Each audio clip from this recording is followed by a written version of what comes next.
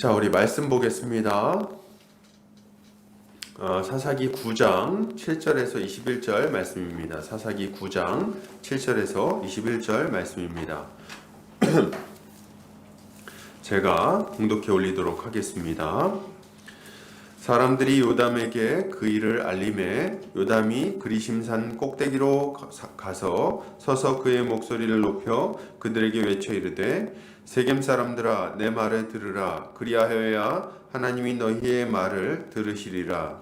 하루는 나무들이 나가서 기름을 부어 자신들 위에 왕으로 삼으려 하여 감람나무에게 이르되 너는 우리 위에 왕이 되라 하매 감람나무가 그들에게 이르되 내게 있는 나의 기름은 하나님과 사람을 영화롭게 하나니 내가 어찌 그것을 버리고 가서 나무들 위에 우쭐대리오 한지라. 나무들이 또 무화과 나무에게 이르되 너는 와서 우리 위에 왕이 되라 하매 무화과 나무가 그들에게 이르되 나의 단 것과 나의 아름다운 열매를 내가 어찌 버리고 가서 나무들 위에 우쭐대리오 한지라. 나무들이 또 포도나무에게 이르되 너는 와서 우리 위에 왕이 되라 하매 포도나무가 그들에게 이르되 하나님과 사람을 기쁘게 하는 내 포도주를 내가 어찌 버리고 가서 나무들 위에 우쭐대리오 한지라. 이에 모든 나무가 가시나무에게 이르되 너는 와서 우리 위에 왕이 되라 하매 가시나무가 나무들에게 이르되 만일 너희가 참으로 내게 기름을 부어 너희 위에 왕으로 삼겠거든 와서 내 그늘에 피하라. 그리하지 아니하면 불이 가시나무에서 나와서 레바논의 백향목을 살을 것이니라 하였느니라.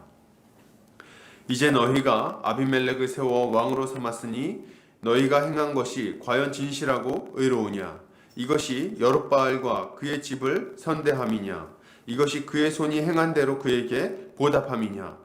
우리 아버지가 전에 죽음을 무릅쓰고 너희를 위하여 싸워 미디안의 손에서 너희를 건져냈거늘 너희가 오늘 일어나 우리 아버지의 집을 쳐서 그의 아들 70명을 한 바위 위에서 죽이고 그의 여종의 아들 아비멜렉이 너희 형제가 된다고 그를 세워 세겜 사람들 위에 왕으로 삼았도다. 만일 너희가 오늘 여룻바알과 그의 집을 대접한 것이 진실하고 의로운 일이면 너희가 아비멜렉으로 말미암아 기뻐할 것이요 아비멜렉도 너희로 말미암아 기뻐하려니와 그렇지 아니하면 아비멜렉에게서 불이 나와서 세겜 사람들과 밀로의 집을 살을 것이요 세겜 사람들과 밀로의 집에서도 불이 나와 아비멜렉을 살을 것이니라 하고 요담이 그의 형제 아비멜렉 앞에서 도망하여 피해서 브엘로 가서 거기에 거주하니라.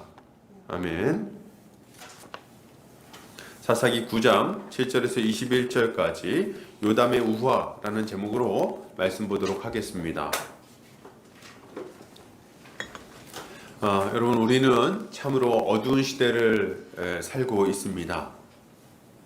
교회의 명예가 실추되고 복음 전파가 위축되고 있는 시대를 살고 있다는 말이죠. 교회의 명예가 실추된 이유는 무엇일까요?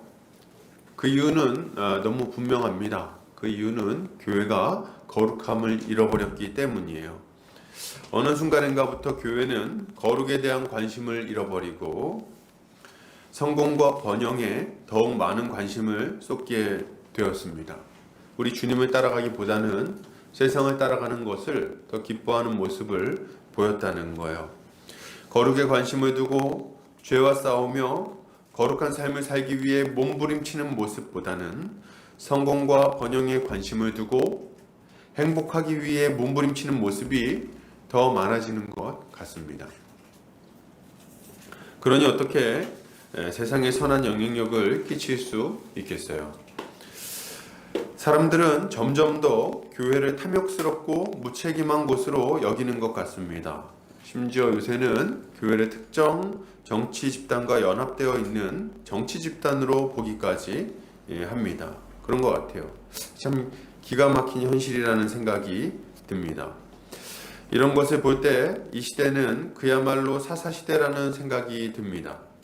각자 제 속에는 옳은 대로 행하며 하나님 앞에서 신실함과 의로움을 잃어버린 시대이기 때문입니다.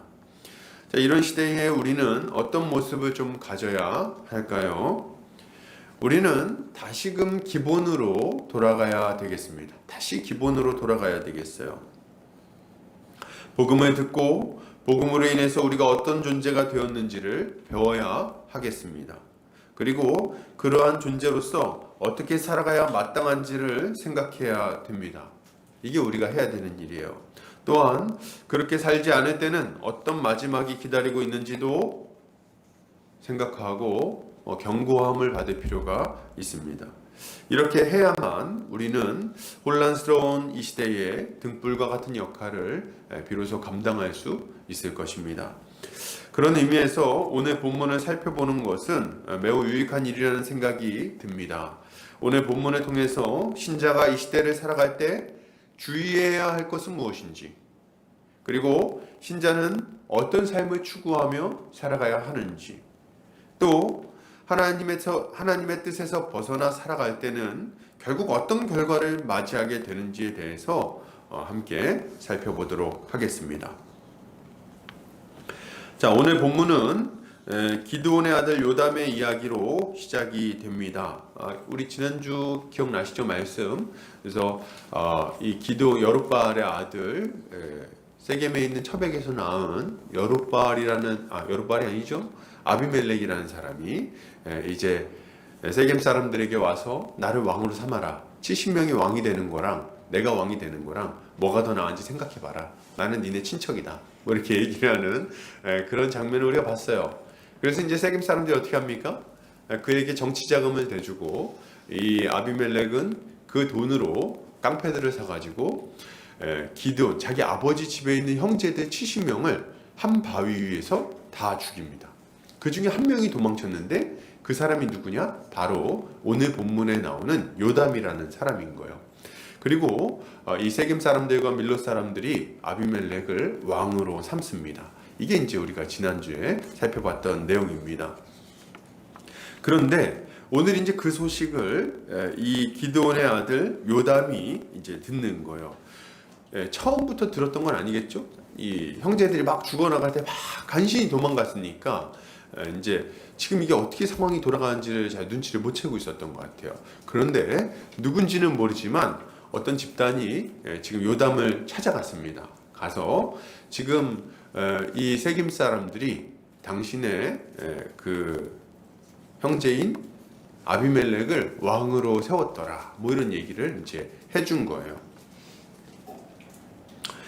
이 말을 들은 요담은 그리심산 꼭대기로 가서 세겜 사람들에게 외치기 시작합니다. 왜 산 꼭대기로 갔을까요? 왜 산 꼭대기로 갔을까요? 일단 이 위치를 보면은 세겜은 세겜이 이렇게 있고 그리심산이 있고 바로 아래쪽에 있습니다. 그리심산 위에 올라가서 밑에 딱 보면 세겜 땅이 딱 보이는 거예요. 그러니까 그 위에서 탁 소리를 지르면 어떻게 됩니까? 밑에 있는 사람들이 딱 주목해서 볼 수 있는 이제 그런 상황인 거죠. 그리고 산 위에서 외친 이유는 또 하나는 이제 이 외치는 메시지 자체가 굉장히 좀 부담스러운 메시지죠. 저주에 가까운 메시지예요. 그러니까 잡히면 죽지 않습니까? 거기서 와 외친 다음에 막 저 가만히 있어 이렇게 올라오면은 막 도망가려고 그 위에서 이제 외치고 있는 거예요. 그리심산 참 재미있는 지명이죠. 그리고 또 우리가 좀 생각해 볼 것은 그리심산이 굉장히 좀 의미 있는 지명이라는 점입니다. 그리심산은 세겜 바로 아래쪽에 있었고 그 맞은편에는 에발산이 위치하고 있었어요. 그러니까 남쪽으로는 그리심, 위쪽으로는 에발산이에요. 그 사이에 세겜이 있는 겁니다. 그런데 이 그리심산이라는 지명을 성경에서 찾아보면 굉장히 의미 있는 산이라는 것을 우리가 금방 발견할 수 있어요. 이 산은 신명기에서 처음으로 언급이 되는데 에발산과 함께 언급이 됩니다. 신명기 11장 26절에서 29절 말씀 같이 한번 보겠습니다.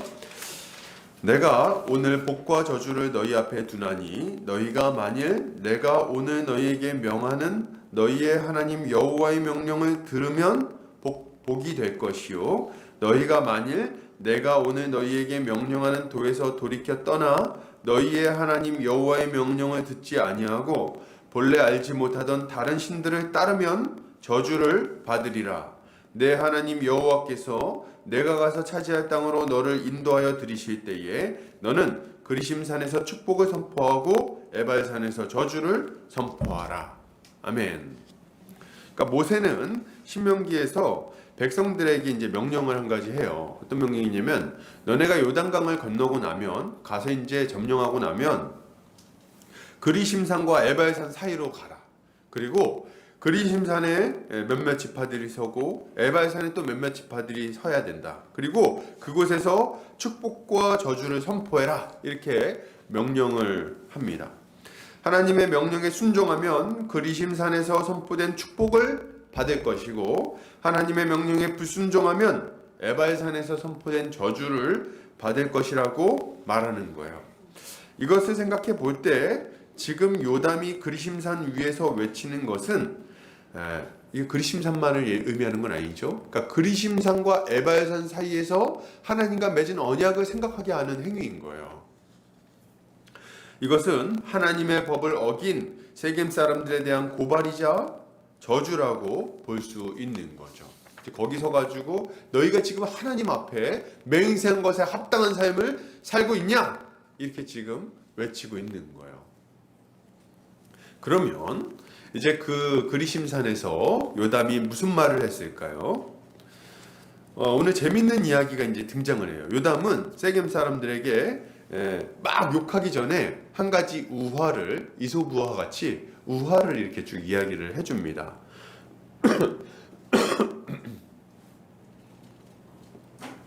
이 우화는 간단하게 좀 요약을 해보면은 나무들이 왕을 찾아 헤매다가 참으로 어리석은 선택을 하는 이야기라고 할 수 있어요. 어느 날 나무들이 왕을 뽑으려고 마음을 먹습니다. 왜 그랬을까요? 뭐 이유는 사실 안 나와요. 왜 왕을 뽑으려고 했는지. 근데 뭐 이유는 뭔가 왕을 뽑으면 자기들에게 뭔가 좋은 것이 있을 거라고 기대했기 때문에 뽑으려고 했었겠죠. 이제 그런 거는 그냥 약간 전제할 수 있을 것 같습니다. 그래서 나무들이 순서대로 감람나무와 무화과나무와 포도나무를 찾아가서 왕이 되어달라고 요청을 합니다. 이 세 나무는요, 이스라엘에서 가장 귀하게 여기는 그 나무들 중에 하나였어요. 이 세 나무가 가장 귀하게 여기는 세 나무입니다. 감람나무에서는 이제 뭐가 납니까? 감람나무에서는 기름이 납니다. 기름이. 이 기름을 가지고 뭐 요리도 하기도 하고 이걸 가지고 이제 뭐 상처에 바르기도 하고 이 기름을 가지고 등잔불에 불도 붙이고 뭐 이렇게 했어요. 그러니까 굉장히 소중한 거죠. 이 기름. 그리고 이것과 함께 이제 그 무화과나무도 굉장히 좀 중요한 나무였는데 무화과나무는 달콤한 열매를 줄 수 있는 그런 나무였어요. 그래서 이 꿀과 함께 단맛을 이렇게 줄 수 있는 그런 열매를 주는 나무였고 히스기야 왕의 이제 이야기를 좀 살펴보면은 상처난데도 좀 사용했던 것 같아요. 그래서 이 무화과 열매를 납작하게 눌러가지고 그거를 상처에다 이렇게 붙이면 이제 좀 치료가 되고 뭐 이런 게 좀 약성이 있었나 봐요. 그래서 그렇게 사용하는 나무였고 포도나무는 맛있는 열매와 함께 포도주를 주는 유익이 있었습니다. 그래서 성경에 포도 얘기가 굉장히 많이 나와요. 포도나무 얘기가. 그리고 이제 포도주 얘기가 굉장히 많이 나오는데 이게 이제 굉장히 좀 하나님의 축복으로 여겨졌던 것 같아요. 사람에게 즐거움을 주고 또 기쁨을 주는 그런 어떤 나무라고 볼 수 있는 거죠. 그래가지고 이 나무들이 이 좋은 나무들에게 가서 순서대로 자신들의 왕이 되어달라고 막 이렇게 요청을 하는 겁니다. 근데 재밌는 거는 이 좋은 나무들은 자기들에게 와서 막 이렇게 우리의 왕이 되어다, 우리 위에서 우리의 왕이 되어다, 뭐 이렇게 요청했을 때 다 그걸 거절합니다.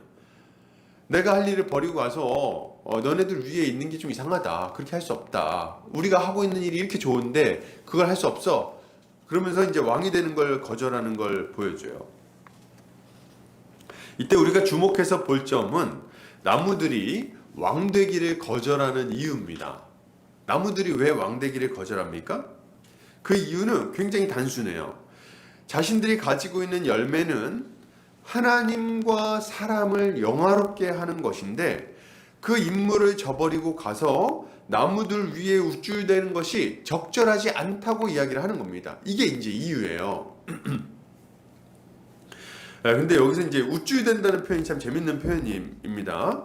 이 표현은 이제 누아라는 표현이 사용됐어요. 누아라는 표현이 사용됐는데 이 단어의 의미가 뭐냐면 흔들리다, 떨다, 비틀거리다, 방황하다라는 의미가 딱 있습니다. 이게 굉장히 재밌죠? 내가 지금 내가 가지고 있는 이 좋은 것 이거 막 가지고 막 이득을 하나님께 영광 돌리고 사람들에게 유익을 끼치는 이 좋은 자리를 벗어나 가지고 니네 위에 가서 방황하라고? 야, 내가 그거는 못하겠어. 이렇게 지금 이야기를 하고 있는 거예요. 이 누아라는 단어는 가인에게 저주가 임할 때 네가 가서 방황하게 될 거, 방랑하게 될 거다 할 때 쓰인 단어입니다. 그때 쓰인 단어고 방황하다라는 의미로 사용될 때 집 없는 도망자나 불황자와 같은 사람들의 방랑, 가뭄에 물을 찾아 헤매임을 표현하는데 사용됐어요. 그러니까 지금 이 나무들은 이렇게 생각한 겁니다. 내가 지금 있는 자리는 하나님의 은혜를 받고 하나님이 맡기신 사명을 감당하고 내가 가지고 있는 재능을 사용해서 가장 기쁨과 복을 누릴 수 있는, 가장 가치 있게 내 인생을 사용할 수 있는 그런 자리인데, 내가 지금 이 자리를 벗어나서 니네 위에 가면은 이 모든 복을 잃어버리고 갈급함 가운데 방황하는 삶을 살 수밖에 없는 거야. 근데 내가 어떻게 너네한테 갈 수 있겠니? 이렇게 이야기를 하는 거죠. 이런 좋은 나무들의 말은 여러분, 하나님의 일꾼들이 어떤 생각을 가지고 어떤 모습을 가지고 살아가는지를 잘 보여줍니다. 하나님의 좋은 일꾼들은 어떤 삶을 살아갑니까? 이들은 각자 자신이 받은 은사를 활용해서 하나님과 사람을 유익하게 합니다. 자신의 자리에서 벗어나지 않아요.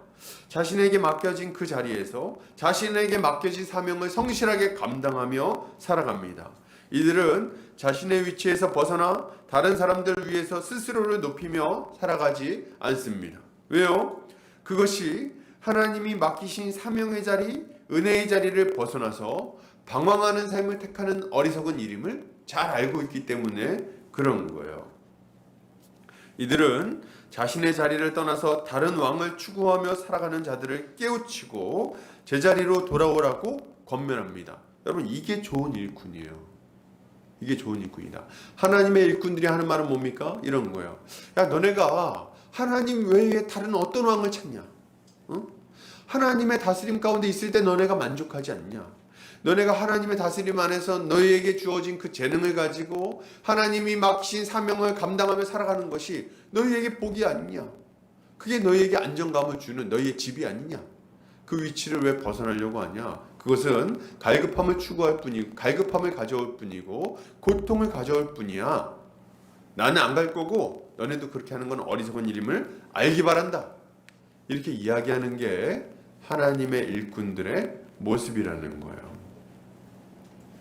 자, 그러면 이런 좋은 나무들의 말을 들은 나무들이 이 가져야 될 마땅한 반응은 뭡니까? 이런 얘기 들었으면, 3번이나 이런 얘기 들었으면 어떻게 해야 돼요? 자신들의 잘못을 깨닫고 각자의 자리로 돌아가야 되는 거죠. 그게 정상이에요. 맞지 않습니까? 진정한 왕이신 하나님을 바라보며 그분만을 섬기고 그분의 법에 따라 그분이 맡기신 사명을 감당하는 삶을 이제 살아가야 되는 거예요. 각자 나무가 각자 자기 역할을 감당하면서 자기 자리에 살아가면 된다는 거죠. 이것이 나무들이 보여야 할 마땅한 반응이라고 할 수 있습니다. 그렇지 않습니까? 3번이나 이렇게 거절당했으면 좀 눈치가 있어야지. 좋은 나무들이 다 거절했으면 이게 안 좋은 일인 거잖아요. 요거 좀 잘못됐구나. 거기다 보면요, 이 나무들이 얘기할 때 딱 얘기합니다. 하나님을 꼭 언급해요. 하나님을 영화롭게 하고, 그리고 이웃을 기쁘게 하는 내 열매를 버리고 내가 어디로 가냐? 이렇게 말한단 말이죠. 그러니까 왜 하나님을 언급합니까? 왕이 이미 있으신 거예요. 왕이신 하나님을 다시금 생각하게 하는 겁니다. 그러니까 이 얘기 들었으면은, 그렇지, 우리가 지금 무슨 일을 하고 있는 거야? 하나님이 우리 왕이시지? 하고 돌이켜야 마땅한 거죠. 그런데 이 나무들은 그런 지혜가 없습니다. 이들은 왕을 세워 이득을 볼 생각에 눈이 멀어서 계속해서 왕을 찾아다닙니다. 그래서 결국 누구에게 찾아갑니까? 가시나무에게 찾아가는 거예요. 그리고 그에게 왕이 되어달라고 요청을 합니다. 여러분, 가시나무는 어떤 나무입니까? 아담과 하와가 하나님 앞에 범죄했을 때 하나님께서 땅을 저주하시면서 이렇게 얘기하십니다. 가시와 엉겅퀴를 낼 것이다. 그러니까 하나님의 저주를 상징하는 나무예요. 이 가시나무는요, 열매가 있습니까? 없습니까? 없습니다. 제가 전에 무슨 동영상에서 봤는데 가시나무 진액으로 뭐 만들어 먹으면 좋다고 이렇게 봤던 것 같기도 한데, 이 가시나무는 저주스러운 나무예요. 열매가 없습니다. 이건 열매가 없어요. 그리고 가시나무는 뾰족뾰족 해가지고 찔려요. 아픕니다. 좋지 않습니다. 그리고 가시나무는 쓰이는 그 용처가 뭐냐면, 이걸 가지고 채찍을 만들어서 사람을 고통스럽게 하는데 사용하거나, 혹은 음식 같은 걸 할 때 불쏘시개로 사용합니다. 그래서 불 태우는 데 사용하는 나무인 거예요. 불 피울 때. 그러니 이런 나무가 뭐 좋은 나무겠습니까? 그런데 이 가시나무는요, 참 주제넘게도 나무들의 요청을 거절하지 않습니다. 나쁜 나무니까 오히려 거절하지 않는 거예요. 그는 나무들의 요청을 흔쾌히 수락하고 나무들을 협박하기 시작합니다. 뭐라고 협박합니까? 가시나무는 이렇게 말합니다. 만약 너희가 나를 진짜 왕으로 삼을 거라면 내 그늘로 와서 피해야 된다. 내 그늘로 와서 피해야 되는데, 만약 너희 중에 내 그늘로 와서 피하는 것을 거절하는 자가 있다면 나에게서 불이 나와서 레바논 백향목을 다 불살라 버릴 것이다. 이렇게 이야기를 하는 거예요. 이게 참 굉장히 웃긴 얘기 아닙니까? 생각해보면요, 이 가시나무의 명령은 이런 얘기예요. 내 그늘 아래 들어와라. 내 그늘 아래 들어오라는 뭐예요? 나의 영향력 아래 들어와라. 나의 다스림 가운데 들어와서 벗어나지 마라. 내가 너네 통제할 거다. 이런 얘기를 하고 있는 건데, 여기서 그늘이라는 표현이 너무 웃겨요. 가시나무가 그늘이 있습니까? 가시나무가 무슨 그늘이 있습니까? 거기는 아무런 평안이 없습니다. 그리고 가시나무 그늘 아래 들어가려면 어떻게 해야 돼요? 가까이 가야 되잖아요. 가까이 가면 어떻게 되는데요? 가시나무가 찌르는 거예요. 그러니까 그 통제 아래 들어가면 고통스러운 삶이 기다리고 있는 겁니다. 그리고 이 가시나무가 여기다가 더해서 뭐라고 이렇게 협박을 하냐면, 만약에 내 이 휘하에 들어와서 내 통제 아래 들어와 살아가지 않으면, 그 고통스럽지만 그 통제에 따르지 않으면 너네는 내가 불태워 버릴 거다.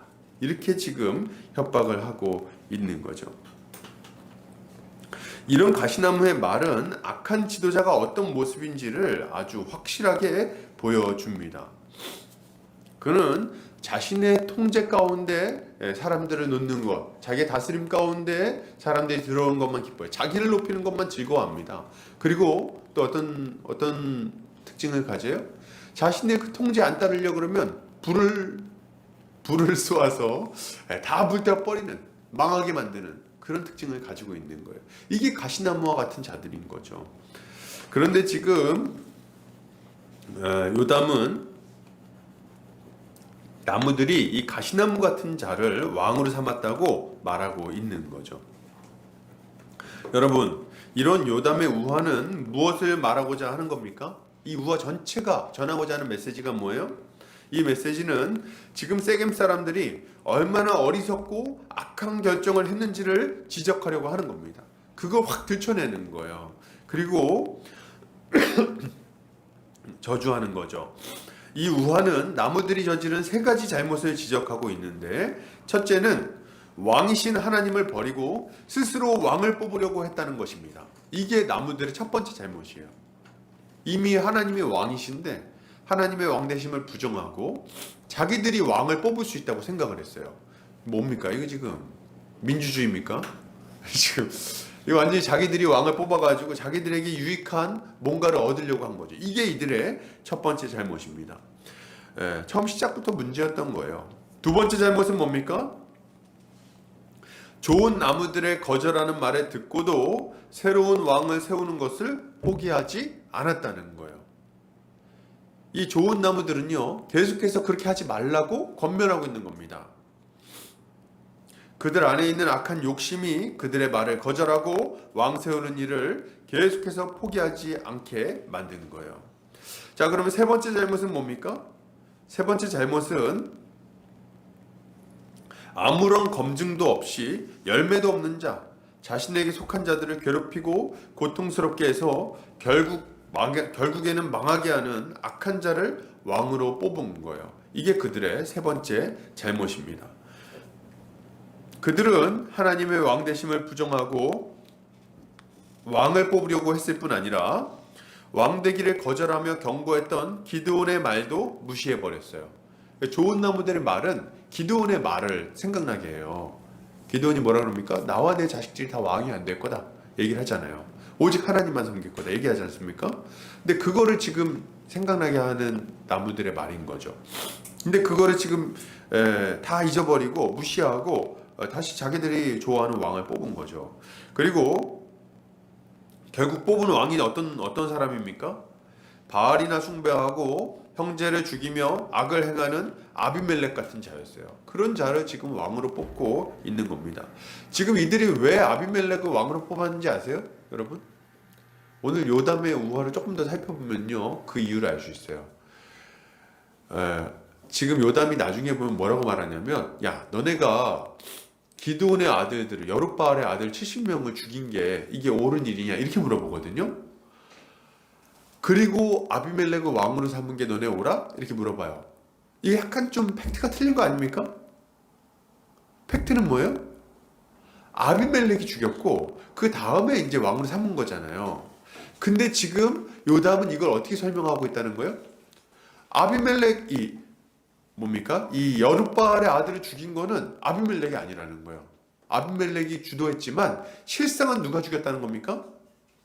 예, 이 세겜 사람들이 죽였다는 거예요. 그러니까 지금 이 요담은 이 세겜 사람들이 이 아비멜렉과 똑같은 자임을 고발하고 있는 겁니다. 예, 맞아요. 그들이 잘못한 것은 아비멜렉의 잘못과 똑같은 것입니다. 그들과 같은 지금 잘못을 하고 있는 거예요. 그러니 이들은 하나님께서 에발산 위에서 경고하신 대로 고통과 저주를 당하는 것이 아주 마땅한 거죠. 여러분, 이런 요담의 우화는 지금도 우리에게 동일한 경고를 주고 있습니다. 우리는 하나님의 왕 되심을 거절하고 약간의 이득을 보려고 악한 자를 왕으로 삼아 살아가는 것이 고통과 저주를 가지고 온다는 것을 기억해야 되겠습니다. 그런 어리석은 행위예요. 어떤 사람들이 이렇게 생각할 수 있어요. 아니, 내가 언제 아비멜렉 같은 자를 왕으로 삼았는가? 내가 언제 하나님 말고 다른 자를 왕으로 섬겼는가? 나는 하나님만 섬기는데? 근데 여러분, 만약 하나님만 왕으로 정말 섬기고 있다면 할렐루야, 감사한 일이에요. 그럼 여러분, 하나님께서 큰 복과 은혜를 부어주실 겁니다. 그렇게 되기를 바랍니다. 그러나 한번 점검해 보시기를 바랍니다. 만약 유불리에 따라서 하나님 말씀을 어기고 내 마음대로 살아가고 있다면 그것은 하나님의 왕 되심을 거절하는 모습입니다. 그리고 이러한 모습을 책망하고 경고하는 하나님의 일꾼들의 말을 무시하고 똑같이 이전과 똑같은 모습으로 살아가고 있다면 그것도 또한 악한 모습입니다. 마지막으로 악한 자 마귀의 유혹을 따라 세상의 말과 악한 동무들의 말에 동조하며 그들을 따라 살아가고 있다면 이것은 세겜 사람들과 같이 저주를 자초하고 있는 거예요. 자, 다시 세 가지 기억나십니까? 하나님의 왕 되심을 거절하고 내 마음대로 살고 싶다면, 여러분, 그렇다면 하나님 앞에 이 세겜 사람들과 똑같은 잘못을 범하고 있는 거예요. 두 번째로, 하나님의 일꾼들이 돌이킴에도 불구하고 그 자리를 고수한다면 저주를 피할 수 없을 겁니다. 셋째로, 이 세상 사람들의 그 악한 생각에 동조하며 그 악한 동물들의 말대로 살아가고 있다면 이것은 아비멜렉을 따르는 것과 아무 차이가 없는 거예요. 여러분, 스스로 잘 돌아보시기를 바랍니다. 그리고 만약 이런 어리석은 길로 걸어가고 있다고 생각이 된다면 즉각 돌이키시기를 바랍니다. 이것이야말로 저주와 멸망에서 벗어나는 지혜로운 모습일 것입니다.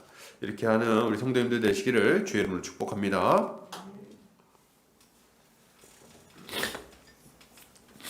자, 그렇다면 계속해서 좀 보겠습니다. 그렇다면 신자는 이제 어떤 모습으로 좀 살아야 할까요? 이렇게 살지 말고 어떤 모습으로 살아야 됩니까? 자, 오늘 이야기를 마친 요담은 본격적으로 세겜 사람들을 책망하기 시작합니다. 그는 세겜 사람들에게 아비멜렉을 세워 왕으로 삼은 것이 과연 진실하고 의로운 일이냐고 물어봅니다. 그리고 이런 행동이 과연 여룹바알과 그의 집을 선대하는 일이냐고 막 따져 묻죠. 자기 아버지 기드온이 죽음을 무릅쓰고 싸워서 미디안의 그 위협에서 이스라엘 전체를 구원해냈는데 그의 아들 70명을 한 바위 위에서 죽이는 게 이게 옳은 일이냐는 거예요. 근데 이게 얘기 듣고 있으면 요담 말을 듣고 있으면 속상하지 않습니까? 되게 원통할 것 같아요. 정말. 야, 세상에 우리 아버지가 너네 그렇게 목숨 걸고 가서 살려내고 구원해내고 그놈들 다 물리쳐주고 그래서 니네가 지금 이렇게 평온한데 근데 지금 우리 아버지 집안을 이렇게 완전히 몰살을 시켜? 나쁜 놈들아? 지금 이렇게 말하고 있는 거죠. 그리고 나서 그의 여종 아비멜렉을 자기들 형제라고 왕으로 삼은 것이 이게 의로운 일이냐고 막 따져 묻는 거죠. 이런 요담의 외침은 세겜 사람들이 하나님 앞에서 얼마나 큰 악을 행했는지를 아주 선명하게 보여줍니다. 근데 여러분, 우리는 이 요담의 말에서 매우 주목할 만한 단어를 두 가지 찾을 수가 있어요. 그게 뭘까요? 바로 진실과 의로움이라는 단어입니다. 진실과 의로움.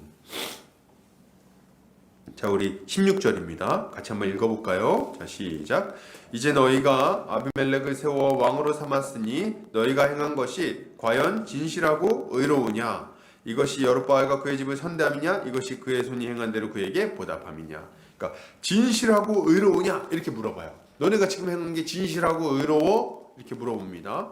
여기서 이제 쓰인 진실함과 의로움은 이제 원어로 보면 진실함은 에메트라는 단어를 사용하고 있고 그리고 의로움이라는 단어는 타밈이라는 단어를 사용하고 있어요.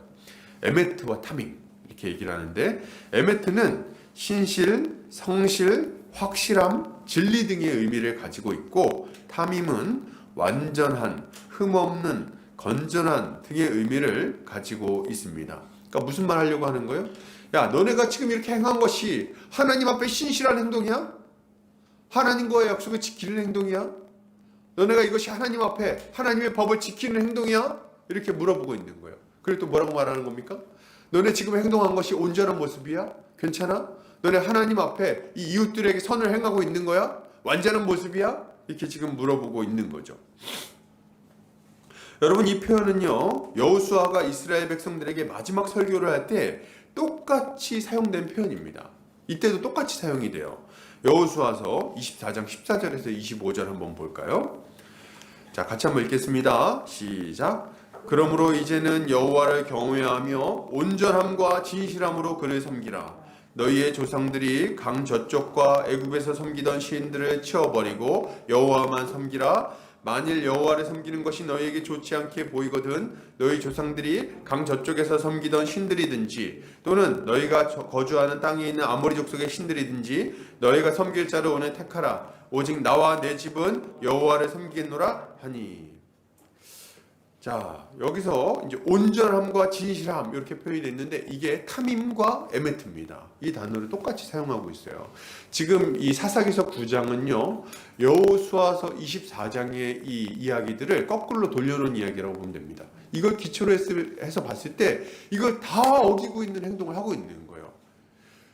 이 여호수아서 24장을 보면요 여호수아가 이제 마지막으로 이스라엘 백성들에게 설교하는 본문입니다. 여기에 보면 먼저 이 여호수아가 하나님께서 이스라엘에게 베풀어 주신 은혜가 무엇인지를 쫙 설명해요. 그럼 뭐라고 얘기하냐니까 이 아브라함이 메소포타미아 지역에서 우상 숭배하고 있을 때 하나님께서 그를 불러내어서 자신의 백성 삼아 주셨다. 그리고 그 자손이 저 하늘의 별과 같이 많아지게 해주시겠다는 약속을 주시고, 그리고 그들이 실제로 이렇게 많아지게 해주셨다. 그들이 애굽 땅에서 번성하게 되었을 때 애굽의 종살이에서 강한 손으로 그들을 건져내셨고, 그리고 광야 가운데 그들의 삶을 인도해 주셨다. 그리고 그들이 저 강대한 이 가나안 민족들을 다 물리치고 요단강을 건너 자리 잡게 해주셨다. 그리고 그곳에서 그들이 세우지 않은 성읍에서 살아가며 그들이 만들지 않은 과수원에서 난 열매를 먹으며 살아가도록 만들어주셨어. 이것이 하나님이 너희에게 베푸르신 은혜다. 이렇게 이야기를 합니다. 이렇게 이야기를 쭉 하고 나서 뭐라고 얘기하냐니까, 그러니 너희는 이제 여호와를 경외하며 온전함과 진실함으로 그를 섬겨라. 이렇게 명령을 하는 거예요. 무슨 말입니까? 은혜에 합당한 행동을 하라는 거예요. 하나님이 너희를 구원해서 이 모든 좋은 것을 다 주셨는데, 이 복을 누리도록 하셨는데, 그 복을 잃어버리고 하나님을 배신하면 알아서 하라는 거예요. 응? 이 하나님을 따라 신실하게, 하나님 앞에 신실하게, 하나님이 너희에게 신실했던 것과 같이 너희도 신실하게 행해라. 그리고 하나님이 베푸신 은혜에 합당하게 이웃에게 온전한 모습으로 대해야 된다. 이렇게 지금 이야기를 하는 거죠. 이게 지금 여호수아가 24장에서 했던 이야기고, 지금 요담은 이것을 기초로 해서 이 세겜 사람들을 비난하고 있는 겁니다. 너네가 지금 여호수아 앞에서 아멘으로 대답했던 신실함과 의로움으로 지금 대하는 거야. 이게 그런 모습이야? 너희가 지금 하나님의 일꾼인 기드온을 이렇게 대우한 게 하나님 앞에 신실하고 의로운 모습이냐? 이렇게 지금 고발하고 있는 거죠. 이 비난이 왜 적절합니까? 그들은 하나님 앞에서 우상을 숭배했을 뿐만 아니라 자신에게 선을 베푼 이웃에게 악으로 갚았기 때문에 그렇습니다. 그러니까 이들은 아주 나쁜 놈들이에요. 여러분, 요담의 책망과 경고를 듣고 우리는 우리의 모습을 좀 돌아볼 필요가 있습니다. 우리는 우리가 하나님 앞에서 가져야 할 마땅한 모습이 무엇인지를 좀 생각해야 되겠어요. 그게 뭡니까? 신실함과 온전함이요. 우리가 하나님 앞에 가져야 될 모습은 뭐라고요? 신실한 모습, 그리고 온전한 모습. 우리는 오직 하나님만의 왕으로 섬기며 그분의 명령에 순복하는 삶을 살아야 되겠어요. 이게 신실함입니다. 여러분, 자기 이득에 따라서 하나님과 세상 사이를 오락가락하는 것은 신실하지 못한 모습입니다. 여러분, 그러면 안 돼요. 그건 신실하지 못한 모습이에요. 일이 잘 풀릴 때는 예수를 믿고 교회도 잘 다니다가 예수 믿는 것 때문에 어려움이 찾아오고 시험들 일이 생기면 하나님을 원망하면서 신앙생활 포기하는 경우가 많이 있습니다. 여러분, 이것은 신실하지 않은 거예요. 좋은 날에는 주님 찾다가 나쁜 날에는 주님을 버립니까? 여러분, 그게 어떻게 신실한 모습이라고 할 수 있겠어요? 마찬가지로 어려운 일이 있을 때는 하나님 찾고 구하다가 어려움이 사라지고 상황이 좋아지면 하나님을 멀리하는 사람들도 있습니다. 참, 이것도 참 황당한 일이에요. 하나님이 그렇게 잘해 주셨는데, 그 문제를 해결해 주셨는데, 기도에 응답해 주셨는데 이제 하나님이 필요 없다는 거죠. 그래가지고 하나님을 멀리하는 거예요. 여러분, 이것도 신실한 모습은 아닐 것입니다. 여러분, 하나님은 신실한 자를 찾으십니다.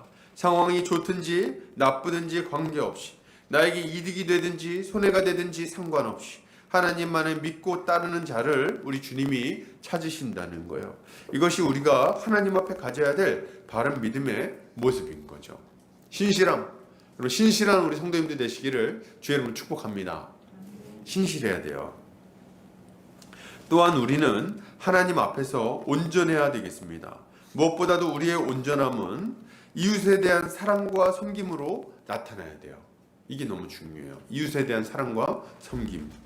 나의 이득을 위해서 이웃을 배신하는 것은 악한 행위입니다. 그건 악한 행위예요. 그렇게 하면 안 됩니다.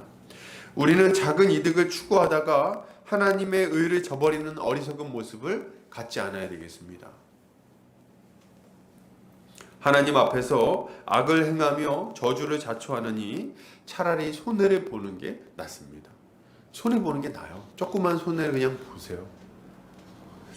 우리는 이웃에게 악을 행하지 않아야 될 뿐 아니라 적극적으로 선을 행해서 그들의 영혼을 살려내야 할 것입니다. 왜요? 이것이 하나님의 은혜에 합당한 반응이기 때문이죠.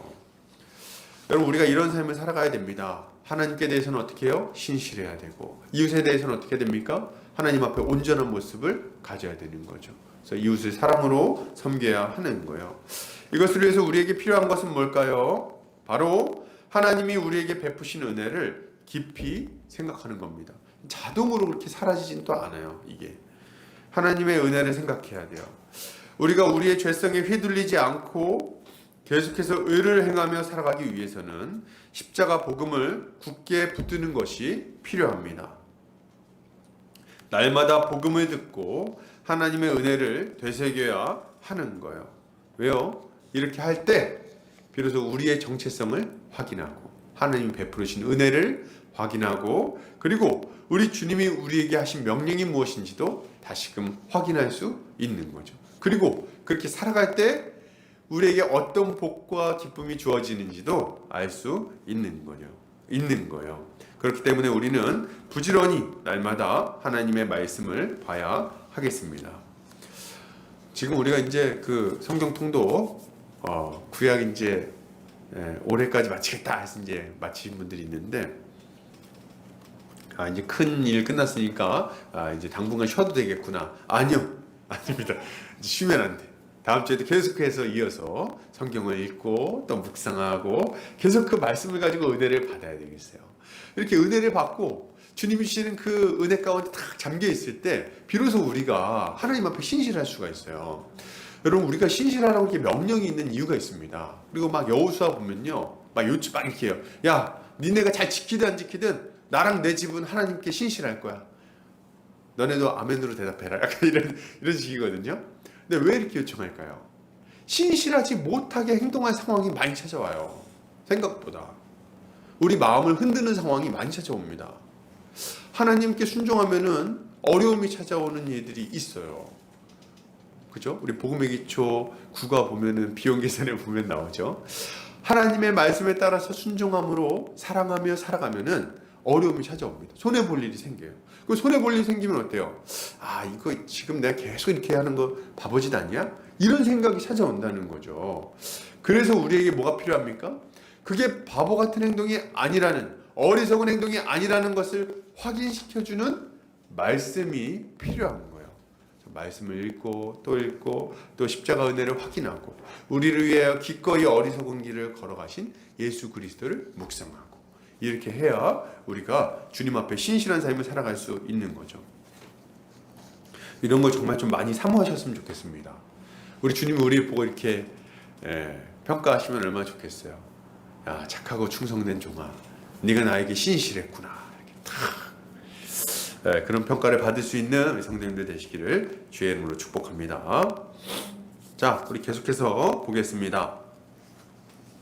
오늘 요담은 세겜 사람들의 행위에 대해서 이렇게 경고합니다. 19절, 만일 너희가 오늘 여룻바알과 그의 집을 대접한 것이 진실하고 의로운 일이면 너희가 아비멜렉으로 말미암아 기뻐할 것이요 아비멜렉도 너희로 말미암아 기뻐하려니와, 그렇지 아니하면 아비멜렉에게서 불이 나와서 세겜 사람들과 밀로의 집을 살할 것이요 세겜 사람들과 밀로의 집에서도 불이 나와 아비멜렉을 살할 것이니라 하고, 요담은 세겜 사람들이 한 일에 대해서 하나님이 판단하실 것이며 또 그들의 그 행위에 따라서 심판하실 거라고 경고합니다.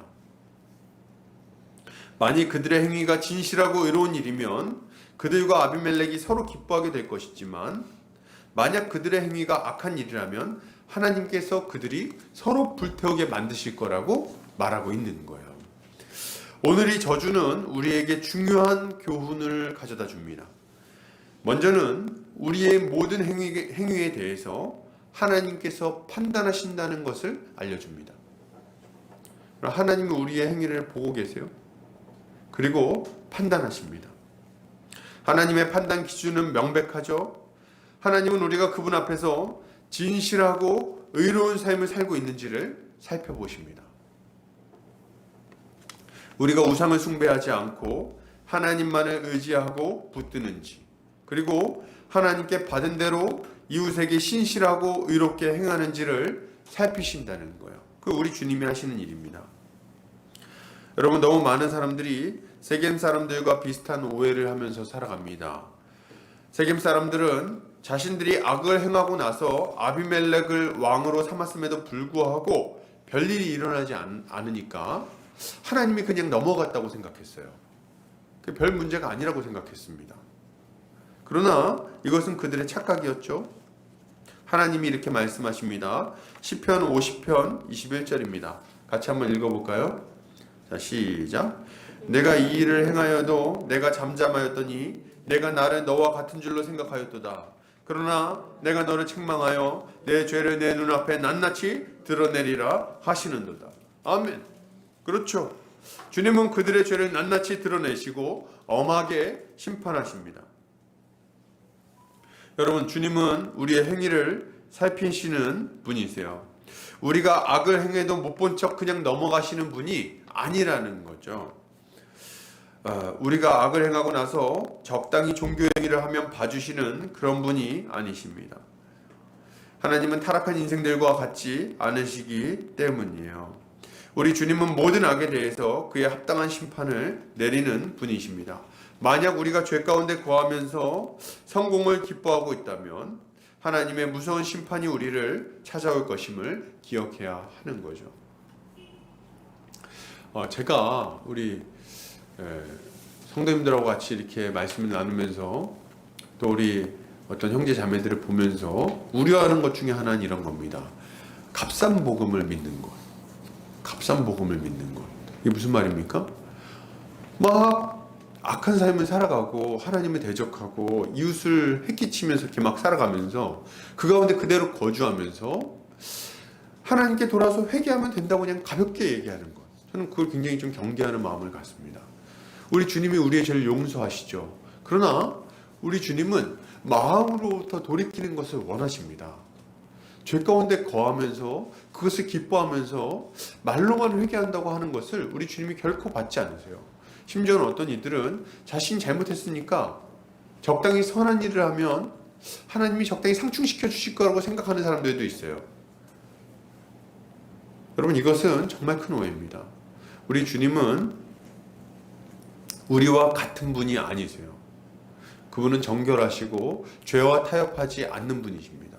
우리가 죄에서부터 완전히 돌이키기 전까지 우리는 안심할 수 없는 거예요. 그러므로 여러분, 우리가 이것을 생각할 때 우리가 가져야 될 모습은 무엇입니까? 우리는 하나님의 심판을 두려워하는 마음으로 주님이 미워하시는 죄에서 떠나야 하겠습니다. 죄 가운데 머무르는 것은 어리석은 일이에요. 지금 당장 별일이 없다고 하나님의 심판이 없는 것이 아닙니다. 때가 되면 하나님의 불같은 진노가 죄인들 위에 쏟아질 거예요. 그러니 죄 가운데 거하며 죄악의 낙을 누리는 것은 얼마나 어리석은 일입니까? 여러분, 다행히도 하나님은 우리에게 피할 길을 주셨어요. 바로 예수 그리스도를 통해 주어지는 구원의 길입니다. 예수 그리스도는 우리를 위해 십자가에 달리심으로 우리에게 임해야 할 하나님의 불타는 진노를 스스로 감당하셨어요. 주님이 하나님의 진노 아래서 저주의 죽음을 죽으셨기에 우리는 죄 용서함을 받을 길이 열린 것입니다.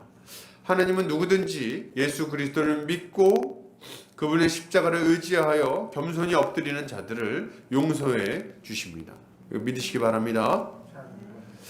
여러분, 이것이 얼마나 좋은 소식입니까? 얼마나 기쁜 소식입니까? 지금까지 죄를 범했어도 이제는 회개하시기 바랍니다. 회개하기만 하면 우리 주님이 용서해 주세요. 목사님 지금 얘기했던 거랑 조금 다른 것 같은데요. 지금 방금 전에 또 안 된다더니 지금 또 된다 그러면 뭡니까? 그게 아니라 여러분, 회개한다는 게 뭡니까? 죄에서 돌이키는 거 아니에요. 근데 우리가 알아야 될 거, 착각하지 말아야 될 거 이거예요. 우리가 하나님 앞에 하나님 잘못했어요 이러면 이렇게 한다고 해서 다 용서받는 게 아닙니다. 그죠? 여러분, 세상에 사람 죽여놓고 나서 하나님 잘못했어요, 재판관님 잘못했어요, 그럼 봐줍니까? 안 봐줘요. 안 봐줍니다. 왜요? 죄는 대가를 지불해야 되기 때문에 그래요. 그런데 하나님은 우리가 이렇게 하나님 앞에 돌이켰을 때 이 죄의 대가를 예수 그리스도를 통해서 지불하도록 하셨습니다. 그러니 우리가 하나님 앞에 예수 그리스도를 의지하여 나아가면 죄 용서함을 받는 거예요. 그런데 이때 중요한 건 뭐냐면 죄에서 돌이켜야 된다는 겁니다. 죄 가운데 거주하면서 죄를 즐거워하고 막 즐기면서 막 이렇게 그 있잖아요. 죄악의 꾸정물을 막 뒤집어 쓰면서 막 물 막 마시면서 그렇게 하면서 막 근데 하나님 제 죄를 용서해 주세요. 이렇게 한다고 해서 죄가 용서받는 게 아니라는 거예요. 그건 회개가 아니지. 이 차이를 좀 우리가 이해해야 되는 거예요. 예수 그리스도가 우리의 죄를 대신해서 죽으셨음을 알고 주님께로 돌이킨다면 우리 주님은 얼마든지 우리의 죄를 용서해 주실 거예요. 하나님의 그 값없는 용서, 그것이 우리에게 임하게 되는 거죠. 하나님의 불과 같은 심판을 가만히 기다리지 않으시기 바랍니다. 하나님이 열어놓으신 구원의 길로 나아가시기를 바랍니다. 이렇게 할 때 주님은 우리에게 죄 용서와 복된 삶을 허락해 주실 거예요. 이것이 우리가 가져야 될 모습인 거죠. 결론을 드립니다. 여러분, 우리는 왕 되신 하나님을 버리고 마귀를 왕 삼고 살아가는 어리석은 선택을 하지 않아야 하겠습니다. 우리는 하나님 앞에 신실함과 의로움으로 나아가야 하겠어요. 우리의 이득을 위해서 불의한 삶을 살지 않아야 되겠습니다. 우리가 하나님 앞에 불의한 삶을 살아간다면 하나님의 진노를 피할 수 없을 거예요. 그러나 만약 우리가 하나님 앞에서 신실하고 의로운 삶을 살아간다면 우리의 삶은 참으로 복되고 기쁜 삶이 될 것입니다. 한 주간도 예수 그리스도를 의지하여 모든 죄에서 벗어나 죄 용서함을 받고 그리고 하나님 앞에 진실하고 의로운 삶을 살아가는 우리 성도님들 되시기를 주의 이름으로 축복합니다. 다 같이 기도하겠습니다.